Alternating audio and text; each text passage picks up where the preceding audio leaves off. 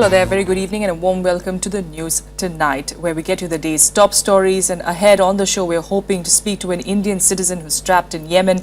That, of course, later. But first, let's get the headlines. Indian nationals return with horror tales of civil strife in Yemen. Residents battle food shortages even as Houthi rebels advance despite unrelenting coalition airstrikes. Lot of similarities between the government and RBI's thinking, says Prime Minister Modi, tells the Apex Bank to prepare a roadmap for financial inclusion. BJP leaders gather in Bengaluru for the two-day national executive meeting to discuss ways to expand party base and communicate government achievements. And Iraq claims victory over Islamic State in Tikrit after a month-long battle. The UN report claims 71% increase in foreign fighters joining insurgents.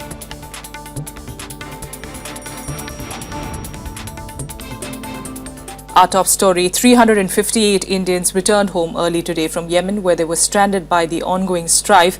They were rescued by the Indian Navy on Tuesday night. They were flown back on Indian Air Force planes to Mumbai and Kochi. Over 300 more stranded people are expected to return by early Friday. Meanwhile, India has offered help to Sri Lanka to evacuate its citizens from Yemen. The first batch of 358 Indians evacuated from strife-torn Yemen is back home safely, while 168 rescued Indians landed in Kochi. A batch of 190 landed in Mumbai early on Thursday. Indian Navy undertook a daredevil rescue act to evacuate the stranded Indians from Yemen and shifted them to Djibouti on Wednesday. The rescued people urged the centre to step up its rescue mission as the situation in Yemen is deteriorating fast. तो वहाँ पर बहुत जो ना अभी missile से bombing बहुत आसानी हो गई है, यानी सिक्योर नहीं है लाइफ वहाँ पर. And we are thank for the navy and for the defence minister specially. They provided us a good facility. No, the situation is very pathetic there. Now, really, we are very thankful to the Ministry of External Affairs. When we reached in Djibouti, then our Minister VK Singh, General VK Singh, he was on board. So he welcomed us and he gave a nice treat and he arranged everything in Djibouti. BJP leaders and state ministers received the two batches at the Mumbai and Kochi airports. They offered all help to the rescued people reached home in other parts of the country. Bharat सरकार की ओर से और महाराष्ट्र सरकार की ओर से उनको travelling allowance, उनके खाने पीने की व्यवस्था और रेलवे ने उनको अपने गांव ले जाने की पूरी व्यवस्था की है. 168 out of which about 17 are from Tamil Nadu. We are providing all facilities for Tamil Nadu people also. We are sending them to their destination. All others have gone to their own places. About 320 Indians are still stranded in Sana'a in Yemen. Some of them reached the Sana'a airport on Wednesday and were even given their boarding passes but were later asked to go back as the Indian embassy has still not received clearance from the Saudi Arabia. Two Air India Airbus 320 have landed in Sana'a and are expected to fly them back home soon. India has also offered to help Sri Lanka in evacuating their citizens from Yemen. There are reportedly around 100 Sri Lankan expatriates in Yemen. Bureau Report, Rajya Sabha TV. And on the ground, high tension persists as Houthi rebels have made further advances in central Aden, a stronghold of Yemeni President Mansour Hadi. Reports suggest the Russian consulate in Aden has been hit by the Saudi-led coalition airstrikes as countries mount operations to put out their nationals. Here's a report.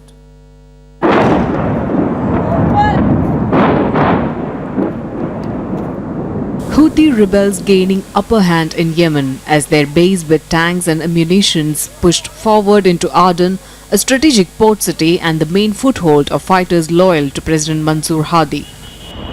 All this despite continuous airstrikes by Saudi-led coalition. Yemen's Shiite Houthi rebels held protests against Saudi-led airstrikes in Sana'a. اجتمع الشعب اليمني الآن يعبر عن ضبحه وعن نكرانه وعن استنكاره لما يقوم به الطيران السعودي والأمريكي لاستهداف اليمن وأبنائه وأطفاله ونسائه. Several countries including India, China, Pakistan and Somalia has evacuated their citizens and the mission continues. Officials said a Russian plane chartered for the evacuation of their citizens was diverted to Cairo after the coalition denied permission to land in capital Sana'a. Russian embassy in Yemen also reported that their consulate in Aden has been hit by the Saudi-led coalition airstrikes. Until now, 103 civilians and fighters have been killed in the city since clashes began last Tuesday. Meanwhile, Yemen's foreign minister said that their ally, former President Ali Abdullah Saleh, whose forces are better trained and armed, is country's bigger problem. Our main problem now is not the Houthis. They are rebels, they are few, they have only light weapons, which most of the Yemenis, as you know, have got it. But because the Ali Abdullah Saleh forces, which have heavy artillery, have all kinds of weapons, they are the one. Global watchers fear that if Saudi-led coalition airstrikes fail to quell the violence in Yemen, it could spill over into the border regions as well. Bureau Report, Rajya Sabha TV. And now on the phone line, joining us is an Indian citizen in Yemen. We are told that she is in fact there with her family in South Yemen. Ma'am, if you could hear us, can you give us an idea of where you are and what is going on at the moment? Yeah, we are staying in Mukalla. The city is in the southeast of Yemen. So far the war was going on in the capital city Sana'a and the neighboring cities. But it has been spreading to the eastern and southern provinces. And right now it has been spread to Sabha, which is the neighboring province of Mukalla. And till now Mukalla was safe. But since yesterday night, we've been hearing the bombs and the gunshots. And moreover, since a week, we've been facing the shortage of petrol and gas and other products. And so on, we predict that the results are going to be worse in future. So what we appeal to the government is right now taking the action to evacuate the people who are living in Sana'a and the other places, which are really badly affected. But we also appeal to the government to take a step for the people who are living in Mukalla. Here we are about 150 families who are with the documents waiting for the government to take a positive action for us. All right. Have you been able to speak to anyone on the Indian authorities side, the Indian mission, anyone that you've been able to speak to? Yeah, we've been in touch with Indian Embassy and they have been giving a very good response for us. Right now they are saying that they are focusing on people who are staying in Hudaydah, Sana'a and Aden, which are really very badly affected. But I think now as this city is also getting affected, we are really in terror. Like what would happen? Are we going to face the same that is happening in Sana'a, Aden or any other cities like that? So we are appealing to the government, let the state doesn't go so worse. Actually, we already started here. All right, we're hoping for your safe return. Of course, the entire country is praying there with you, with your family. If you could also give us a sense of who all are there in your family and what is the situation at the moment there? Are you having a food shortage as being reported? No, by God's grace, not right now. But we are already, the power is cut since yesterday night and so far there is no power. Okay, so already you can imagine the city is very hot. The climate over here is very hot. So due to the shortage of petrol and other things, we don't have even current. So in future, the effect of war might change into terrific. So we really appeal the government to take a step even for us as immediately as possible. All right, already the government and the embassy is really doing a good job. We really salute the Indian government and Indian embassy. So it is an appeal, it is a request for the embassy to please include even Mukalla, the city of Mukalla, to take a step in favor of us. Yes, we hope they get to you soon. Thanks so much, ma'am, for speaking to us. And we hope to speak to you, of course, when you come back home. This is, of course, an Indian citizen who is there in Mukalla, which is in South Yemen. As she is saying, of course, there are about 30 to 40 Indian families still there. And they're hoping for the Indian mission to reach them as quickly as possible. But the situation not as bad as perhaps what we are seeing in Sana'a and in Aden as well. We'll keep an eye out on the developing situation there in Yemen. But now, in national news, Prime Minister Narendra Modi has asked the Reserve Bank of India to prepare a 20-year roadmap for financial inclusion. He also nudged banks to be considerate in giving loans to the poor and also making recoveries from them. He was addressing the 80th anniversary of the RBI. RBI के सभी नीति निर्धारकों को अभिनंदन करता हूं। उन्होंने financial inclusion को अपना विषय के रूप में पसंद किया है और 80 साल के समय इस अवसर को मना रहे हैं। इसका मतलब आप जब 100 साल के होंगे और जब शताब्दी मनाते होंगे, वो शताब्दी इस फाइनेंशियल इंक्लूजन को लेकर के कहां पर पहुंची होगी, मैं समझता हूं उसके टारगेट भी सेट करोगे। The Prime Minister urging the country's top bank to push for financial inclusion, saying it should not just remain a government program but become an article of faith. He also listed out 4 dates that could be milestones for achieving this, including Mahatma Gandhi's 150th birth anniversary in 2019. The Prime Minister also asked banks to be more considerate towards the poor. He expressed concern over farmers' suicides and said banks need to be more considerate when giving them loans and while making recoveries from them. 80 साल हम मना रहे हैं RBI के, तब क्या हमारे दिल में आवाज उठ सकती है कि भाई हम हमारी बैंकिंग व्यवस्था के हाथ पर इतने पसारेंगे कि कभी किसान को कर्ज के कारण कम से कम आत्महत्या करने की नौबत नहीं आएगी? क्या ये सपना हमारा नहीं हो सकता? मैं नहीं मानता हूं इसके कारण कोई बैंक डूब जाएगी। Talking about the success of the Pradhan Mantri Jan Dhan Yojana and the direct benefit transfer of LPG subsidy, he said both these schemes had shown the potential of the enormous role that the banking sector can play in ensuring financial inclusion. Our tasks are far from over. The nation has enormous financing needs in infrastructure, and far too many of our banks already have too much exposure. Big corporate infrastructure players have also taken too much debt. The required national push to finance infrastructure should not override financial stability, which is key to national security.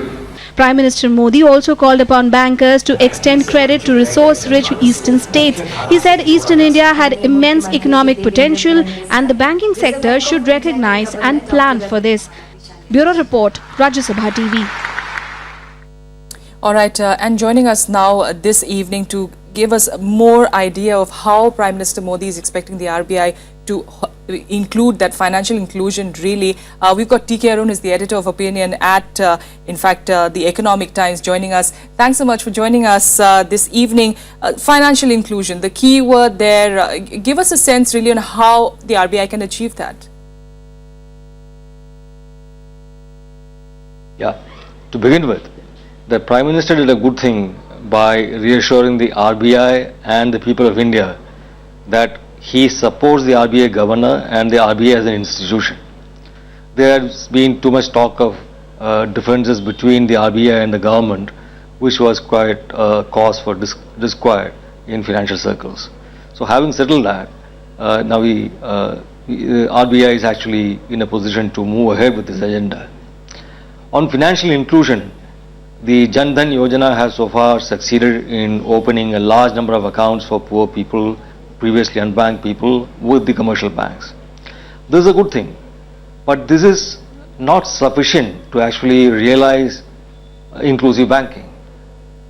The brick and mortar model of banking will not succeed in taking banking to the rural people, rural masses. This is because people still will have to walk a long distance if they have to reach a bank. They might have to take a day off from work to reach to do banking transactions, which is not really a viable way of doing financial inclusion. The real solution to this is either to have an extensive network of banking correspondents who will be present at the doorstep of the people who need bank accounts or the account holders, or we need to use technology. The second and third legs of what the budget called the JAM scheme, the Jan Dhan Yojana, Aadhaar and mobile. So the mobile, which will facilitate banking through the mobile network, that is the real solution to financial inclusion. And this is where the RBI, the government and individual banks need to move to. So right now, the RBI has allowed a new category of banks called payment banks, and several joint ventures between regular telecom companies and commercial banks have applied for this license. I'm sure once they get going and they mature their banking expertise, they will be able to evolve into more full-fledged banks which do more than payments and also do credit. And that is when we will actually see financial inclusion taking off. All right. That's of course, the financial look of it, but, also a political aspect. If you notice Mr. Modi's speech, the entire speech, very pro-poor, coming at a time where, the land bill, they are trying to garner support really as not being anti-poor, not being anti-farmer. Was there a message there really with PM Modi stressing on the RBI to make it easier for farmers perhaps to get loans? I don't think Modi's support for financial inclusion is opportunistic and related only to this particular land bill. He has been talking about financial inclusion ever since he came to power. And it is not just him. The entire financial inclusion program was started by the previous government. And the infrastructure in terms of Aadhaar, in terms of the electronic gateways that allow Aadhaar network to be accessed and queried by the banking network, all this has been done by the previous government. So there is a collective commitment of the political class to financial inclusion. Okay. And Modi is taking it forward and giving it greater visibility and official commitment. So it is not opportunistic. All right. At the same time, there must be one thing that we must take note of. We need to understand that telecom is the key to success of financial inclusion.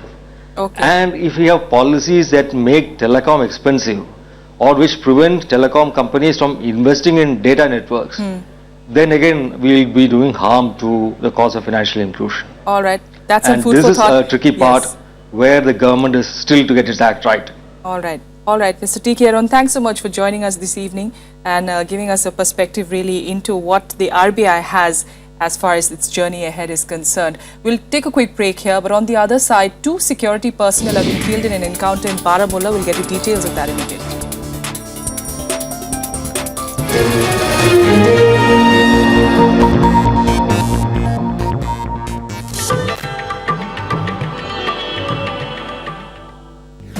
MC Mary Kom सफलतम भारतीय महिला मुक्केबाज, विश्व championship में 5 स्वर्ण और 1 रजत, London Olympics में कांस्य और एशियन गेम्स में कांस्य पदक विजेता। 5 फीट 2 इंच लंबी मैरी को किया जाता है दुनिया की सफलतम महिला मुक्केबाजों में शुमार। खेलों में वरिष्ठ योगदान के लिए उन्हें मिले हैं पद्म भूषण, अर्जुन अवार्ड और राजीव गांधी खेल रत्न पुरस्कार।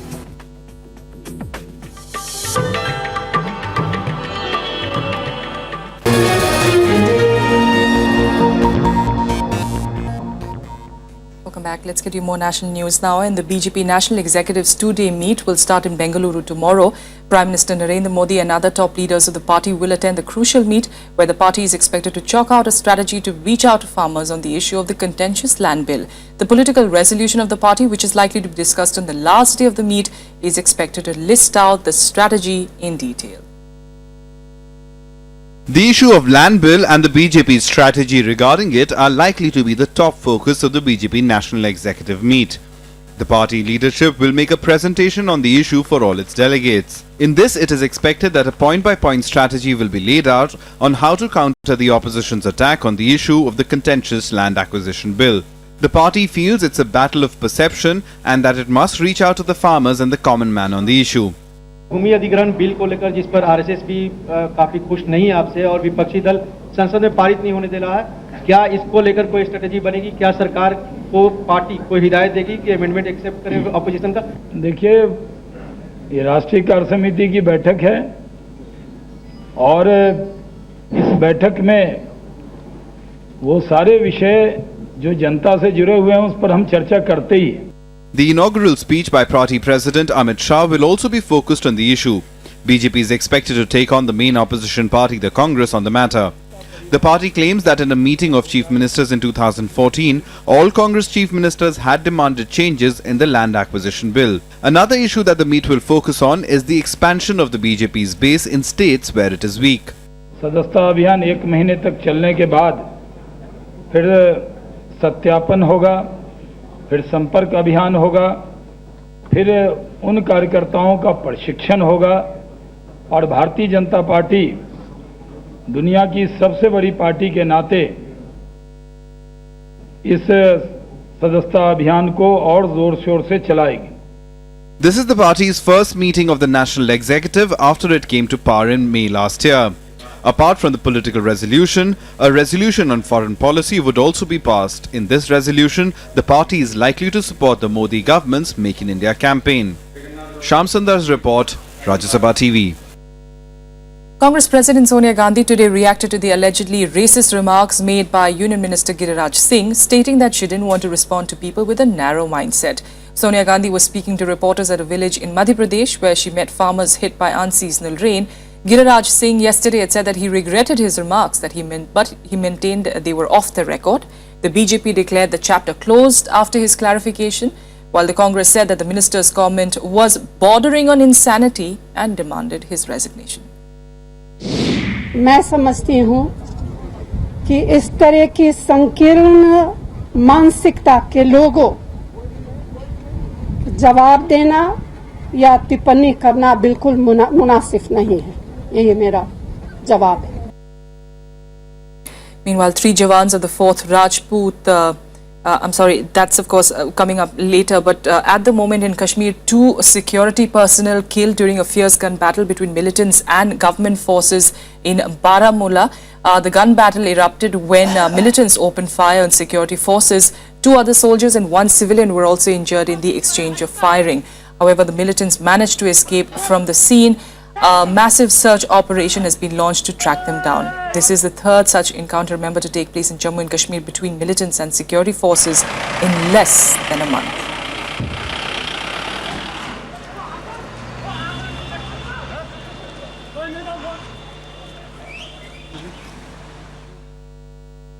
Iraq today claimed victory over Islamic State insurgents in Tikrit after a month-long battle. Iraqi troops are still fighting to clear the last remaining IS hideouts in the region. The victory comes as the UN released a report claiming 71% increase in the number of foreign fighters joining the militant group.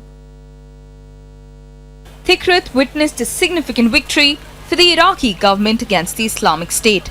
After weeks of intense fighting and defending the onslaught, the Iraqi troops declared a victory in Tikrit. Prime Minister Haider al-Abadi paraded through the city raising Iraqi flags. Only small pockets of resistance remained around the city. الحمد لله الخسائر نسبيا قليلة بحمد الله. احنا بالطبع البعض تكلم عن تأخير هجوم، الهجوم لم يتأخر ولكن كانت هناك تحضيرات لتقليل الخسائر والحمد لله مكننا من أن ندخل المدينة بخسائر قليلة قدمنا شهداء. Operation to liberate the town has been the biggest since the government assault began against the Islamic State. The mission was supported by the US-led coalition. The Prime Minister has vowed that Islamic State would be driven out of the Iraqi territory it still holds. The government now has its focus on recapturing Mosul, Iraq's second-largest city, from the hands of the militants. The United Nations too welcomed the recent victories of the Iraqi forces.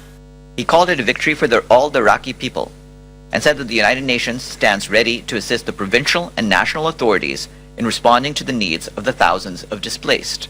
However, a UN report has raised concerns over more foreign fighters joining the militant outfits. The report says more than 25,000 foreign fighters from 100 nations have traveled to join groups such as Al-Qaeda and Islamic State. It said the number of foreign fighters worldwide had soared by 71% between the middle of 2014 and March 2015. The social media also has a major role to play in it. The report highlights Syria and Iraq as finishing schools for extremists. It calls for greater intelligence sharing between nations to help identify foreign fighters and fight the growing menace. Bureau Report, Rajya Sabha TV. Meanwhile, investigators have finally recovered the second black box of the German Wings Airbus A320. The second box was the center of the search since the crash took place. It is being sent for examination for data that could reveal key information of what transpired on the flight. It is expected to confirm whether or not co-pilot Andreas Lubitz intentionally locked the cockpit door and set the plane on a deadly course. The first black box held voice information that led investigators to believe that Lubitz brought down the plane.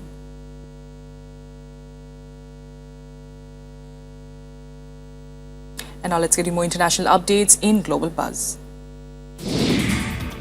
54 people were killed and 15 others are missing after a Russian fishing trawler sank in the freezing waters of the Kamchatka Peninsula in the Pacific Ocean. 63 of the 132 people on board the Dalny Vostok were rescued. Large amounts of drifting ice is suspected to have damaged the ship that sank within 15 minutes. Reports say the crew might have violated safety rules by exceeding the cargo storage capacity.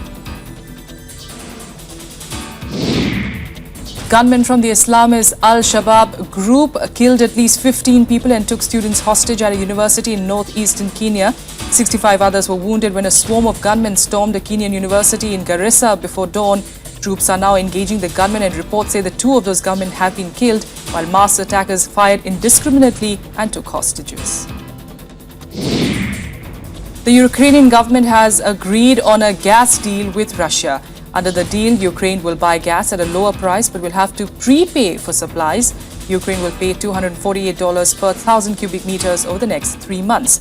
Further talks will continue to find a permanent solution to the price dispute.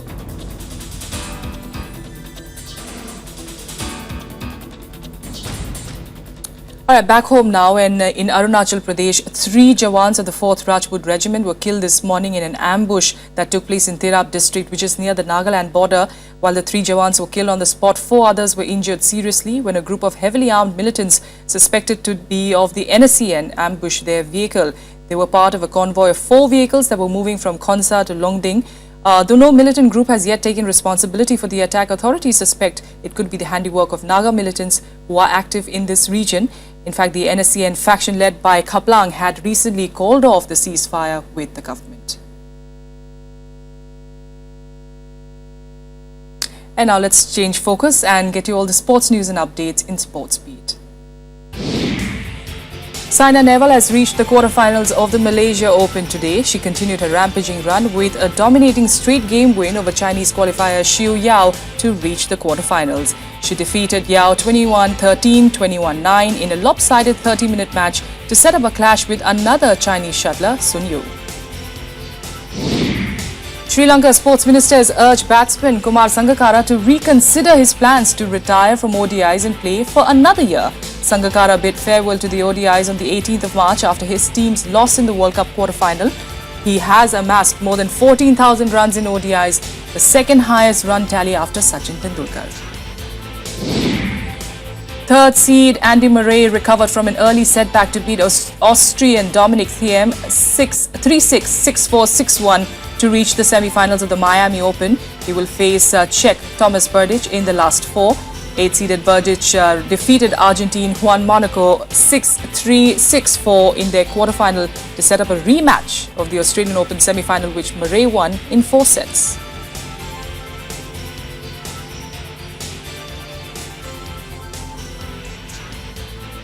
That's it on the news tonight. Thanks so much for joining us.